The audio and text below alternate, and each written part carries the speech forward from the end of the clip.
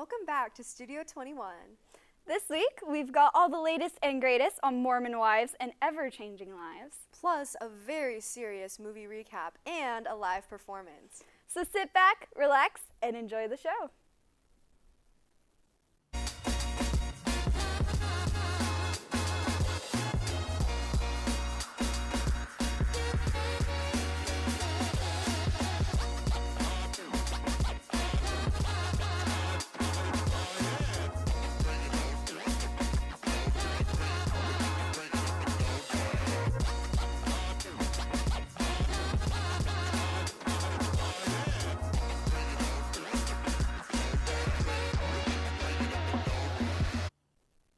Hello everyone and welcome back to Gossip Guru. I'm your host Michaela. And I'm Audrey. So to start us off, Michaela, I've got a question for you. Uh-oh. Seriously, Michaela, how up to date are you on the secret lives of Mormon wives? On what now? Okay, so clearly you're not on hashtag mom talk. Yeah, I'm not on Mom Talk. What even is that? Well, it all started with hashtag Mom Talk in 2020, a TikTok craze that took off in which a gaggle of glamorous but kind of bored young Mormon housewives would post dances and skits to TikTok, changing the world's perception of supposedly strict religious communities. Since then, it has become an entire reality TV show, The Secret Lives of Mormon Wives. Oh, well, that sounds fun. It all seemed sweet and innocent until one of the mom talkers, Taylor Frankie Paul, revealed in 2022 that she had indulged in soft swinging with other people's partners and that she was getting a divorce after things, predictably went very wrong. According to Taylor, everyone has hooked up with someone everyone. Oh. I won't go into the gross details because they definitely are gross. But unsurprisingly, some members of the Mormon community weren't too delighted about the secret lives of Mormon wives, especially with the potentially scandalous title. I feel like that's understandable, but I'm excited to see how the whole situation pans out. Maybe there will be an insane reveal years in the making. What? Sorry, I'm just thinking about the whole Nikocado avocado thing. Oh, I see. I'm right there with you. That was shocking. If some people somehow don't know who he is, the popular mukbang YouTuber Nikocado Avocado is known for eating enormous amounts of food on camera. He fooled the internet by completing a secret weight loss journey while uploading old videos to mask his progress. I mean, I'm just wondering how many drafted videos he has to be able to upload them for a year. Right? He said in his latest video titled 2 Steps Ahead, "Today I woke up from a very long dream, and I also woke up having lost 250 pounds off of my body. And just yesterday, people were calling me fat and sick and boring and irrelevant. People are the most messed up creatures on the entire planet, and yet I've still managed to stay 2 steps ahead of everyone. The joke's on you." Okay, villain arc, that's honestly so cool. Good on him. Right? He called it the greatest social experiment of his life, and he also told viewers that watching internet users' continual comments and speculation about him felt as if he were monitoring ants on an ant farm. How did he even pull it off? He's so famous, I feel like people would see him in public. Oh, don't worry, he thought about that. He shaved his head so people wouldn't recognize him. Some YouTuber friends also helped him hide his secret with him. Gym bro of the century. Period. Well, that's all we have for you today. Thanks for watching Gossip Guru. I'm Audrey. And I'm Michaela. Up next, please enjoy our first live performance of the semester.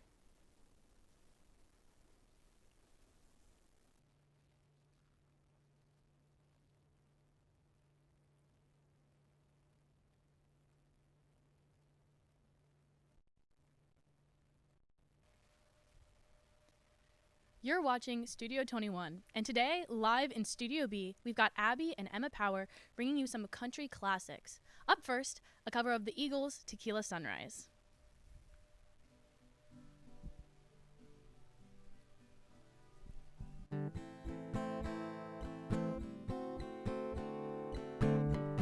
It's another tequila sunrise, staring slowly across the sky. Said goodbye.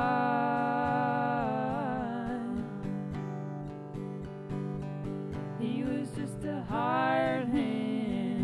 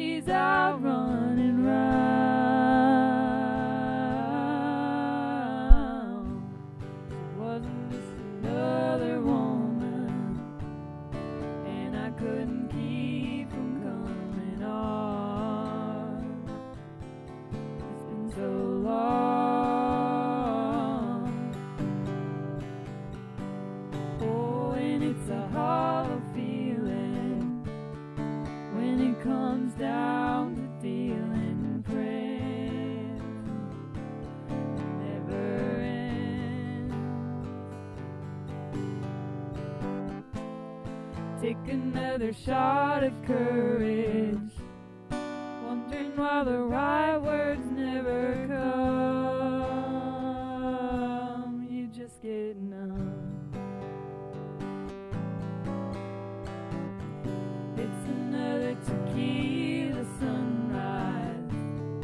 This whole world still looks the same. Another frame.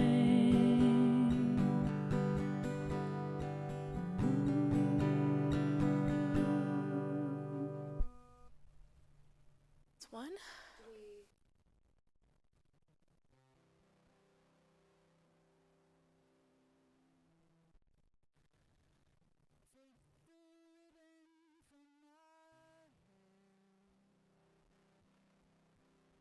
Take it loose and let it fall, lying soft against my skin, like the shadows on the wall.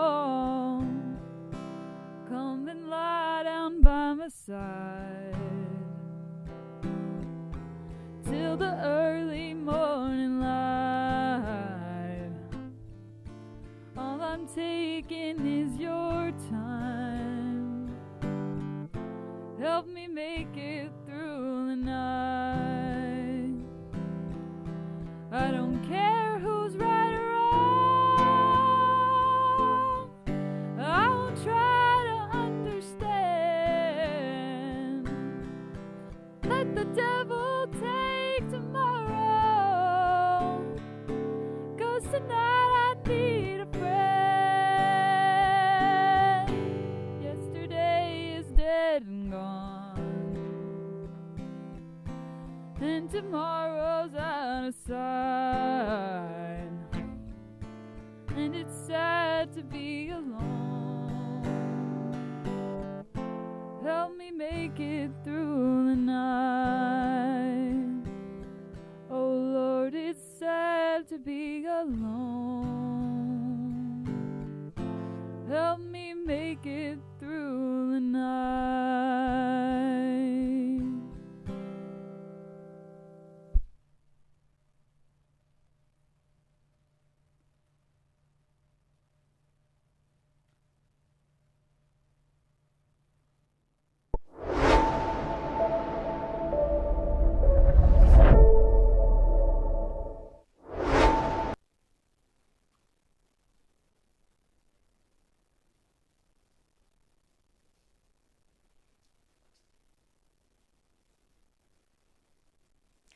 Hi everyone, and welcome back to Studio 21. We hope you enjoyed that wonderful performance and stay tuned for an interview with our performers, plus one last song. But for now, I'm Hannah, coming to you with the soundtrack of San Antonio, where we keep you up to date on all of the latest live events and local bands in the city. Coming up this week in San Antonio, tomorrow, Wednesday the 9th, a Jimi Hendrix revival band is playing at the Majestic Theater. And even closer to our hearts, Babylon, the Korean R&B musician Babylon will perform here at Trinity University tonight, October 8th at 6:30 p.m. This week's highlighted band is actually from Laredo, Texas, but they are definitely an honorary local band. Honey Rot has been playing together for 2 years.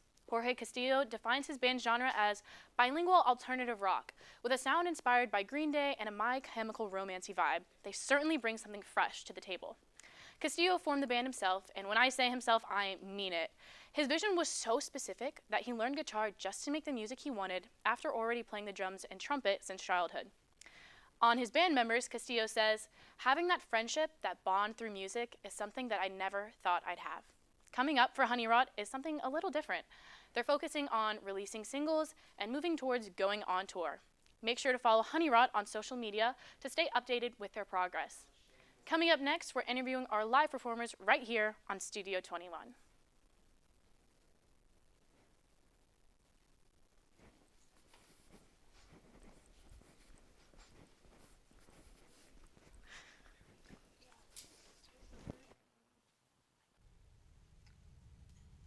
Hey, boss. Okay? Yeah, I'm good. You sure? I said I'm fine.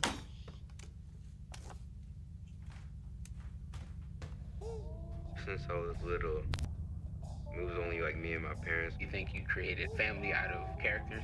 Yeah, of course. When to take that, make it into a song.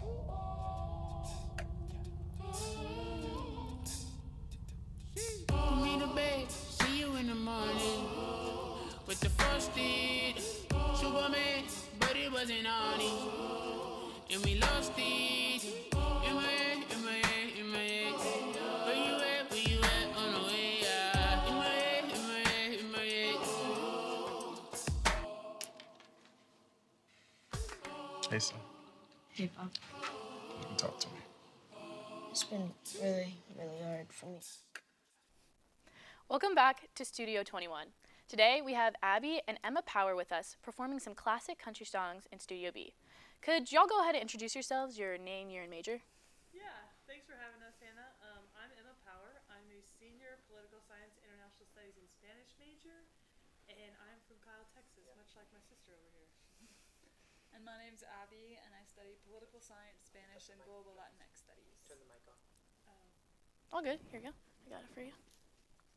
Right there. Okay. Perfect.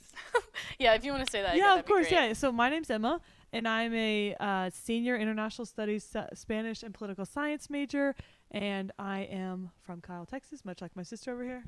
And my name's Abby. I study political science, Spanish, and global Latinx studies. Perfect. So tell us a little bit more about your journey with music.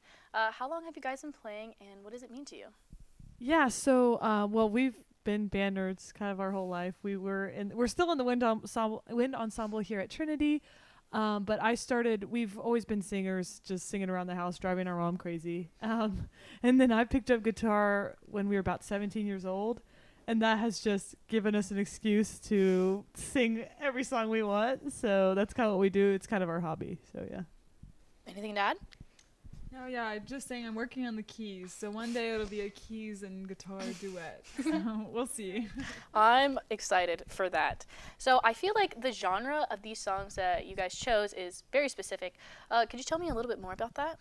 Yeah, so we grew up with our parents, but also we're really close with our grandparents. And so we were always hearing that really old country folk music. And so it kind of inspires what we sing all the time. And when we were doing stuff like this, it's good to go back to the classics, of like stuff we've always heard and sang. So that was part of it. And then we also sang Help Me Make It Through the Night by Chris Christopherson. That's not one we sang a lot, but he just passed away recently.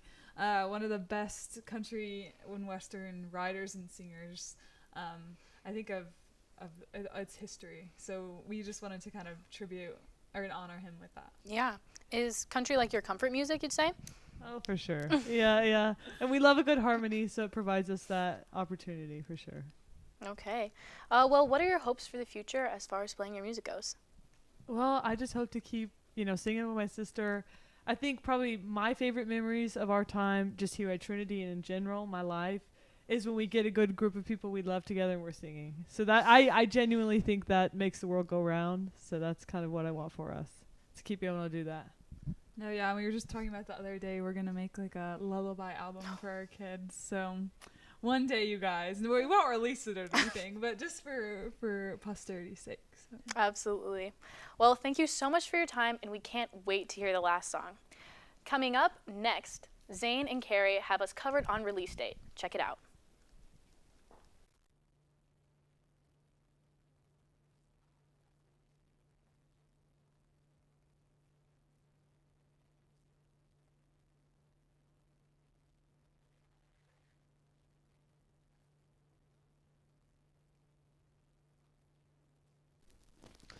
Hello everyone, and welcome to this week's episode of Release Date. I'm Zane, and I actually always look like this. And I'm Carrie, and I also always look like this. First up, a long-awaited, half-decade-long making in the sequel, Joker Folie à Deux. Joker Folie à Deux, directed by Todd Phillips and starring Joaquin Phoenix, Lady Gaga, Brendan Gleeson, was released this past Friday. This film follows Arthur Fleck, who is imprisoned after the first events of the first film. While imprisoned, Arthur is enrolled by the guards into a singing class for his good behavior. In this class, he meets Lee, a woman who he finds himself mutually enamored with, and they share so much in common. Arthur, with Lee's support, prepares himself for the trial dealing with the crimes he committed in the first film. The first Joker film is one that is very personally significant to me. It was my favorite movie of all time for 2 weeks, before I saw a better one, but that's not the point. I adore that movie, and while I've grown to be much more critical of it as I've gotten older, it's still a fun movie that I'll probably never tire of watching. That being said, ever since it was announced, I have not been on board with a sequel, and I think I was right in believing that. From the trailers, I thought this film looked awful, like a cringy dumpster fire, and that would be laughably bad. I was wrong, however, in this belief because it turns out the Joker's worst crime isn't murdering people, it's being boring. I would say roughly the first third of this film is engaging and on par with the quality of the first. The story sets up some interesting ideas, the acting is solid, the pacing is decent, no real huge complaints. However, the rest of the movie is a total slog of ever new ideas that won't be taken to any sort of conclusion, weird story beats that don't really logically follow the previous ones, and an astoundingly rushed and anticlimactic last 15 minutes. I can't overstate how awful this ending is. This movie feels like it ends where Act 3 should be beginning and has some really random half-baked plot twists that feel like they went straight from the concept stage into the script. This movie is simultaneously overly bloated with ideas that don't stop being introduced until the movie ends, just to have none of them be resolved, and too short to develop any of those ideas. Lady Gaga as Harley Quinn has basically no screen time, and the musical numbers aren't bad, but contribute nothing and feel like afterthoughts. That might be the best way to put it. It feels like a movie made entirely of afterthoughts. On the plus side, the music, cinematography, and Joaquin's performance are all good, and that's about it. See it if you want to, but you aren't missing out on much. Huh, that's funny. I decided to do my review on Joker as well. I have a bit of things to say about it. Joker, Folie à Deux, directed by Todd Phillips and starring Joaquin Phoenix, Lady Gaga, and Brendan Gleeson, was released this past Friday. As I was saying, I definitely agree with Zane on this one, as I was quite disappointed with the movie. The first Joker film I really enjoyed. I thought it was a unique and very relatable take on the iconic DC villain. When the teaser for Folie à Deux came out, I was excited because Harley Quinn is one of my favorite DC characters, and I could not wait to see her portrayal in this universe. As time passed, my hype for the film dimmed slightly, but after seeing the film, I can say that my hype was completely obliterated. First of all, nothing notable happens in this film.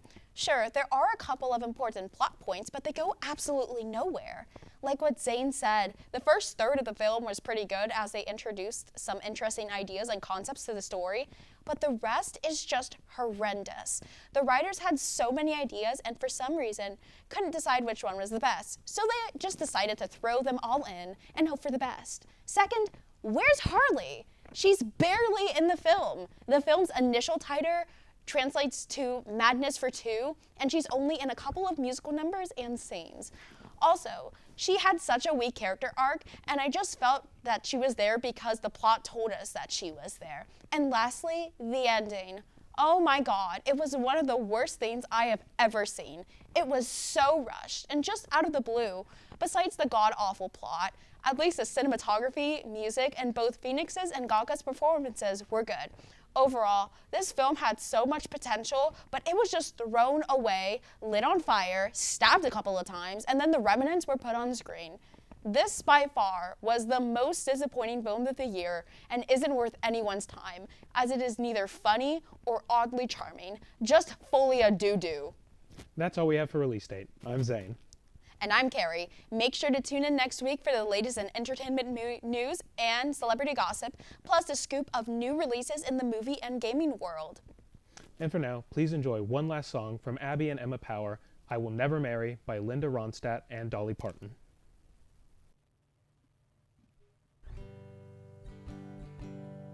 They say that love's a gentle thing, but it's only brought me pain.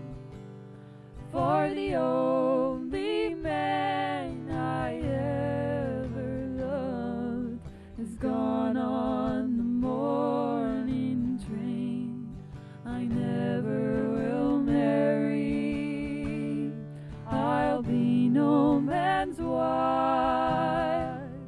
I expect to live single all the days of my life. Well, the train pulled out and the whistle blew with a low and lonesome moan. He's gone.